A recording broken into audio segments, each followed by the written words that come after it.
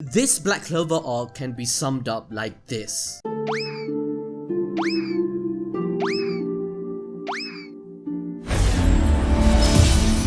can't believe you've done this. I've been covering Black Clover on a weekly basis since January 2019, before there was even a community for it. We were one of the first major channels to praise it and wanted it to succeed. Here we are 3 years later. Fans have gathered on this channel to see this story till the end. We want to see Asta as the Wizard King and achieve his dream, which apparently is to bank sister. I'm just saying, I don't know why. Now, getting back to the point, as the Wizard King, obviously I'm not stupid. I know lately we've been brutally honest about this manga, but I have to be. It's my job. I have to critique all the manga we cover fairly and call it out when it deserves it. Otherwise, where the hell is my integrity? And how could I be a good representative of the community that I help build? I appreciate people like these guys who support us even till this day. I really do appreciate you guys' support. In the comments, we do read a few of them. Now, recently, I did a poll on Twitter.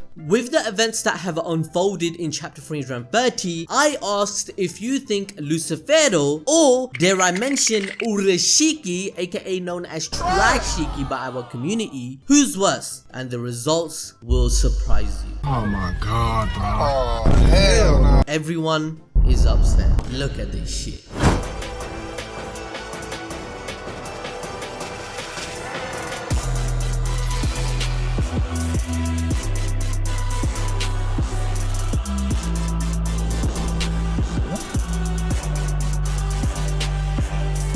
With that being said, Black Clover Chapter 330 needs to be called out. I'm sorry, man. So after killing Lucifero for the second time, Asta has fallen down unconscious. Adramelech swoops in and he starts looking down on him. Now, I hate to say it at this point, but you guys shared your mana. Balls deep prediction magic came through. Previously. So Adramelech will betray Lucifero whilst he pathetically crawls on the ground looking for an escape or help per se. Adramelech will probably declare his intention to become more powerful by eating his heart or make him disintegrate into dust with his own hand. And well, what do you know? Adramelech straight up rips Lucifero's heart out of his chest for himself, stating this is what he was after the whole time. So now it's confirmed, Lucifero is dead. He sure is the king of something. The king of the worst written villain in shonen history. Devo! Man, you should have been bobbing and weaving. Ooh. And you can have your knife. Cause I don't kill. Think about this for a moment. Why is taking out Lucifero's heart even confirming his death? Asta sliced him up into bits and it just conveniently survived. And on top of that, with Zagred, after tanking the Aeon spell from Licht, only his heart remained, right? But Zagred could still talk and was considered living. Xenon and the other devils actually had to have their hearts destroyed for them to perish. Otherwise, they would have the chance to be revived. With Nama and Lilith, we just saw them be disintegrated without their heart being shown. So why isn't Lucifero talking through his heart about what Adramelech is about to do with him? Let us know more answers. Where is the consistency? Readers are left with too many questions. We all thought that Adramelech would clean up the entire cast, because why wouldn't he? It's not like a whole prophecy of Asta's death was given to the readers. We were literally reminded of this prophecy 6 chapters ago. He was fighting whilst at death's door and had no healing according to the story. And also, since it's been established that devils are stupid, instead of stabbing Asta right then and there, ending his life whilst he can't do anything, Adramelech flies away because he wants nothing to do with this arc. It's a shambles. This is the biggest blue balls you can give the readers because it makes no sense for multiple reasons. Number one, why wouldn't Adramelech kill Asta if he just witnessed how powerful his anti-magic is against the King of Hell, whom he himself admitted he has never seen be hurt, or let alone someone standing in his gravity, and yet he is still fine to just leave him be? What? Number two, why wouldn't Adramelech want a grimoire? This is the best opportunity to to gain one. Killing multiple captains here would have caused one to appear, and that would also tackle his problems in the future, where his plans can't be foiled by these very same people who are powerful, as you know, it worked against Lucifer, the king himself. They stopped his plan. That don't make no sense. Number 3, Zagrid told us that a devil manifestation is more complete with a grimoire, and Liber said that the most fun that devils have is that their whole existence is based on torturing humans and making them suffer. What makes Adramelech so different? Literally nothing is told to the reader to believe anything that is being told anymore. We know nothing about this devil except for his rank being supreme. So how can we think he will live up to the expectations when the king himself failed in every aspect? Yeah, that's pretty true. That's true, and yeah, that's true. On top of that, the characters involved in this arc, they literally witnessed Zagrid in the Elf arc do the same thing and learnt from history that a high-ranked devil deleted an entire race from existence and caused havoc across 500 years. So why is a devil that is 10 times stronger than Zagrid allowed to leave the story for free with no ramifications or tension within the characters? Why are they smiling at the end of this arc when it actually was something really scary to be in the presence of someone that flew away with Lucifero's heart? Adramelech is more powerful than Nama and Lilith, whom we were said that their presence will drive you mad just being in front of them. Everyone felt the pressure of most devils. Even when Zagrid first appeared, everyone shat their pants because they couldn't understand their malice. I'm confused right now, G. And now that this arc is all wrapped up pretty much, we can use the remaining pieces of the puzzle to predict where exactly Adramelech plans to go with Lucifer's heart. And that is to the 4th Zogratis. Yes guys, don't forget that he is a character! It's likely that this was all part of his master plan and he orchestrated the whole thing behind the scenes so that the Magic Knights will get rid of Lucifero for him so he wouldn't have to dirty his hands and could claim this position for himself. Which means that he will be our new main villain of the story. Shut the fuck up. Regardless, Adramelech flies off into the distance and nobody cares? So tell me, why should the readers care when the characters themselves don't? The same thing happened when Medjugorje died. Everything was happily ever after despite the stakes that were taking place. There was still Dante, Xenon, Lucifero and Morris to take down. Hello? But it gets even worse. Adramelech is 10 times stronger than Zagrid as we mentioned, which kinda proves that the characters haven't learnt from their past encounters, which is one of the worst things you can do as a writer as it ruins the immersion of the story and the world building. You built up this devil that was released with Lucifero for 12 chapters, made the readers believe that he will do something important because of course it links with important plot threads, just to say psych! To put it into perspective, before the time skip that was building up this arc, Xenon killed the entire Diamond Kingdom and conquered it with only 50% of his devil's power, to the point that even Luck was scared. Luck, the guy that loves fighting anyone. Dante also bodied everyone if it wasn't for Asta's main protagonist powers and his contract of course. Then there was Medjugorje. Oh shit, we aren't meant to say her name, right? Remember, if you say her name that you get cursed and die? That's why Dorothy had to take Noelle into the glamour world to tell her. Even in chapter 228, Noelle keeps everything in her own mind so others don't get hurt. Oh, but wait guys. Tabata forgot this plot point, and Noelle has said her name and she's completely fine. Look at chapter 297 and 298.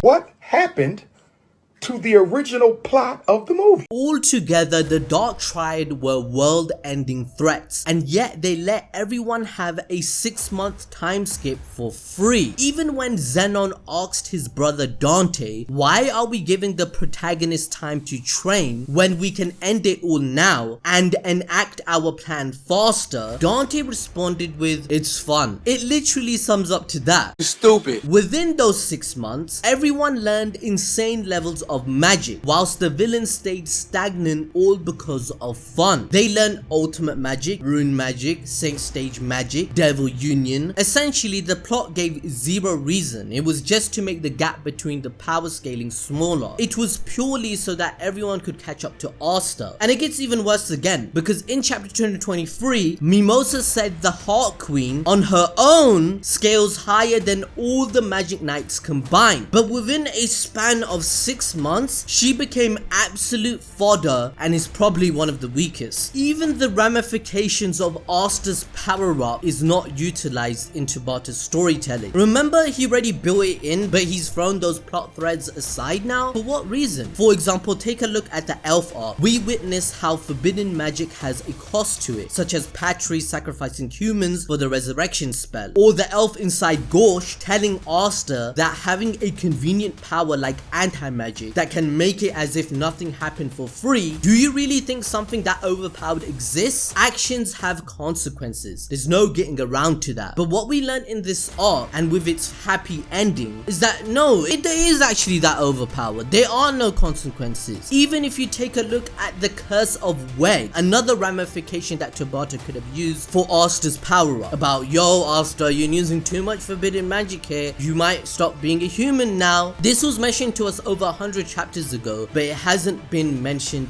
even once, despite everyone spamming it in this arc. Lastly, in chapter 321, Asta was on the verge of death. We all know that. He told the readers Mimosa cannot heal any wounds because she has no mana, and Asta is nowhere ready to fight at all. But then he gets up, he goes to fight again, gets Union mode, blitz and kills the King of Hell in 5 seconds, quadrupling his power. Excuse me? Please make it make sense. Where's the consequences? Moving on, Yami and Nacht are right at death's door as Yuno summons Mimosa using his star magic to heal them. However, she, Grey and Patry all say that their wounds are too severe to be healed. They are going to die. Wow! We haven't heard those exact words like 3 times so far this arc. He's not gonna lie this time, right? He's not gonna create a false pretense this time, right? I'm sure they won't be perfectly... Oh, wow. Anywho, Charlotte is sat beside Yami, breaking down into tears as she confesses her love for him in an attempt to bring him back to the living and to keep striving on. Luckily for her though, Charmy then rocks up with a ton of food so that Mimosa can get her mana back instantly and heal everybody. With my reviews, I like to have fun with it. We've been on this 3-year journey together, making memes, making songs, having fun. We took the piss out of William being irrelevant, right? But on a serious note, what is his character anymore? The elf arc was dark, gritty and philosophical, challenging the idea of man. Tabata literally ripped inspiration from one of the darkest manga of all time, the series named Berserk. William was based on Griffith. Asta's sword looks like guts, the medieval setting, so on and so forth. But if you look at the latest arc and compare it to Berserk, where you could actually see that happening with the first 3 arcs, Black Clover is a kid's toy compared to that series now. I'm asking our community a serious question. What was the point of bringing Sally, Valtos and Rades to Spade? Oh wait, Patry admitted he's useless in chapter 323, so that applies to everyone just as irrelevant as him. Why didn't they just heal William instead of sidelining his character once again? You know, he has to atone for his sins on what he did in the previous arc. I guess that doesn't have to happen anymore because he gave the sword to Yami, but Yami literally brings it up that he hasn't forgiven William yet, but because he conveniently gave him a sword instead of wanting to be irrelevant, those sins are gone. No! You two are Julius's boys. Julius trained both of you up. You both parallel each other. William represents the strong, the divine. Yami's meant to represent the outsiders. But if you fight together and show your unity against the devils, doesn't that tell a better story? And now that you mention it, where the hell is Fuguelion? Where's his spirit dive? He didn't do anything this rock. Guys, look man, I'm not trying to be negative. I'm not trying to put Black Clover down. I support Tabata. I want this series to be great again. We will be covering it still weekly. I really want you guys to chime in on your opinions because we need to have a great discussion here. Okay, I'm gonna let Adil cool off a little bit. He's getting a bit too passionate right now. I mean, we all know how much he likes Black Clover really deep down, right? Regardless, that's now Yami and Nacht, who were unhealable, that Mimosa healed. Asta as well, and even Gaja. Gaja was literally dead. If you guys had the notification bell on, then you will know that the issue that we brought up last week regarding the editor and chapter 304 already. I don't really want to put the blame just on Mimosa either, because it's basically any character with tits at this point. Mimosa, revive you. Vanessa will twist fate to save you. Charmy, have a cake. Grey, well, she just so happens to have arcane stage transmutation magic that can heal your internal organs too, which is what she did to Gauche, who, like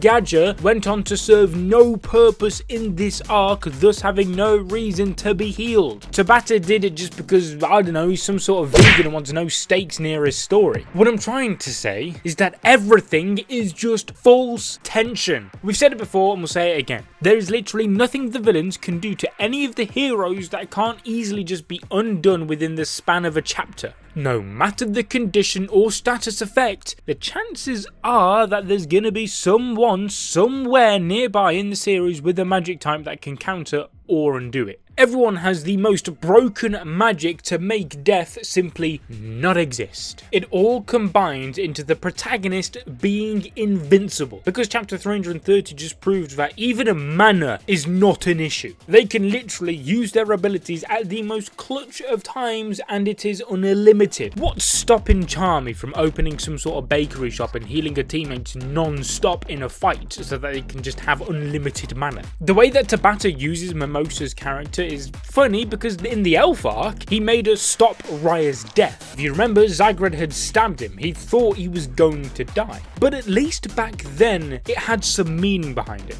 as it attached itself to the philosophy of the arc, showcasing the humanity and respect between the two races, that there are no differences but just love and not hatred. However, in this arc, Mimosa has healed everyone just to showcase that death doesn't exist. What message does that even tie into? You see, the part that is frustrating is that we know that Tabata can write well when he feels like it. Just take a look at Lieber's backstory connecting with Asta's, or Nacht's introduction and how he feels against the idea of surpassing your limits. His backstory is complemented by this ideology perfectly, since the last time he felt the need to surpass his limits, it killed his entire family and had repercussions. But it seems that consequences only really exist in flashbacks when it comes to Black Clover.